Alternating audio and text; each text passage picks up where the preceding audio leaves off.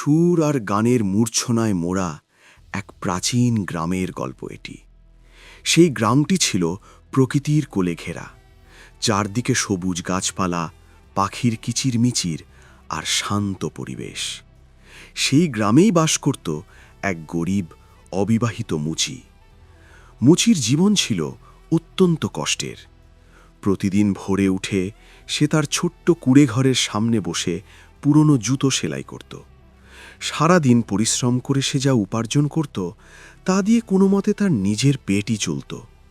ভালো খাবার, নতুন কাপড় বা সুখের স্বপ্ন এসব তার জীবনে ছিল না। এমনকি বিয়ে করার কথা ভাবাও তার জন্য বিলাসিতা ছিল। তবুও সে ছিল সৎ, পরিশ্রমী এবং শান্ত স্বভাবের মানুষ। একদিন হঠাৎ তার খুব খিচুড়ি খেতে ইচ্ছে হলো। অনেক দিন ধরে সে খিচুড়ি খায়নি, তাই সে বাজারে গেল এবং সামান্য চাল ও কিছু মুগ ডাল কিনে আনল। বাড়িতে ফিরে সে খুব যত্ন করে খিচুড়ি রান্না করল। যখন খিচুড়ি রান্না শেষ হলো তখন তার ঘ্রাণে পুরো ঘর ভরে গেল। সে খিচুড়ি একটি বড় থালায় ঢেলে ঠান্ডা হতে দিল। সে ভাবল, খিচুড়ি ঠান্ডা হতে হতে আমি সেলাই করা জুতোগুলো মালিকদের দিয়ে আসি। এই ভেবেই সে বাড়ি থেকে বেরিয়ে গেল। শিয়ালের আগমন। এদিকে জঙ্গল থেকে একটি ক্ষুধার্ত শিয়াল খাবারের খোঁজে ঘুরছিল। হঠাৎ সে মুচির খালি বাড়ি দেখতে পেল। কৌতূহলবশত সে ভিতরে ঢুকে পড়ল। ভিতরে ঢুকেই সে দেখল একটি বড় থালায় গরম গরম খিচুড়ি রাখা আছে। ক্ষুধায় তার পেট জ্বলছিল, তাই সে আর দেরি না করে খিচুড়ি খাওয়া শুরু করল। ঠিক তখনই মুচি ফিরে এলো। সে দেখে একটি শিয়াল তার প্রিয় খিচুড়ি খাচ্ছে। রাগে তার মাথা গরম হয়ে গেল। সে দ্রুত দরজা বন্ধ করে দিল এবং একটি দড়ি দিয়ে শিয়ালটিকে শক্ত করে বেঁধে ফেলল।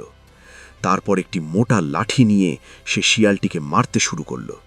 সে বারবার বলছিল, আমার কষ্টের খাবার খেয়েছ, এর শাস্তি তো পেতেই হবে। শিয়ালটি ব্যথায় কাতর হয়ে পড়ল। শিয়ালের বুদ্ধি। পরদিন সকালে মুচি কাজে চলে গেলে শিয়ালটি ভাবতে লাগল, এভাবে থাকলে আমি বাঁচব না, আমাকে বুদ্ধি খাটাতে হবে। ঠিক তখনই তার এক বন্ধু শিয়াল তার ডাক শুনে সেখানে এলো। বন্ধু তাকে দেখে অবাক হয়ে জিজ্ঞেস করল, বন্ধু, তুমি এখানে বাধা কেন?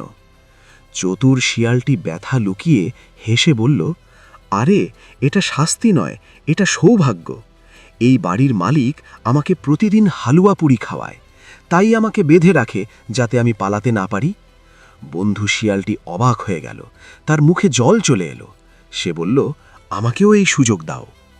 চতুর শিয়াল বলল, ঠিক আছে, তুমি আমাকে খুলে দাও, আমি তোমাকে বেঁধে দিই। বোকা বন্ধু তার কথা বিশ্বাস করল। সে নিজে তার জায়গায় বাধা পড়ল। চতুর শিয়াল সাথে সাথে সেখান থেকে পালিয়ে গেল। মুচির সাথে চুক্তি। মুচি ফিরে এসে আবার শিয়ালটিকে মারতে শুরু করল।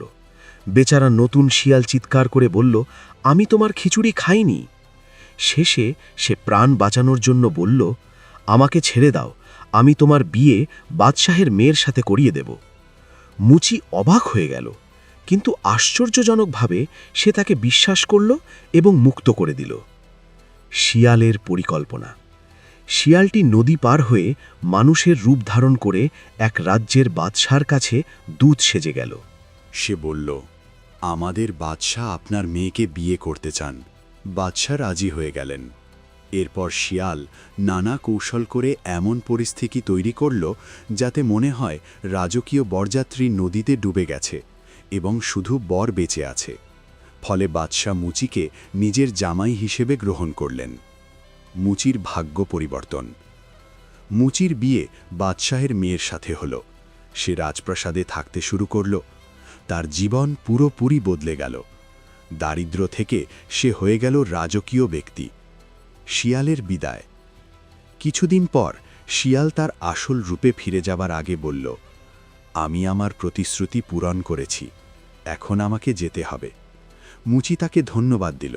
শিয়াল আবার জঙ্গলে ফিরে গেল। এই গল্প আমাদের কয়েকটি গুরুত্বপূর্ণ শিক্ষা দেয়। ১. বুদ্ধি শক্তির চেয়েও বড়। চতুর শিয়াল তার বুদ্ধি দিয়ে সব বিপদ থেকে রক্ষা পেয়েছিল। ২. ভাগ্য যে কোনো সময় বদলাতে পারে। গরিব মুচিও একদিন রাজকুমারীর স্বামী হয়ে গেল। 3. লোভ মানুষকে বিপদে ফেলতে পারে। লোভের কারণে অন্য শিয়ালটি মার খেয়েছিল।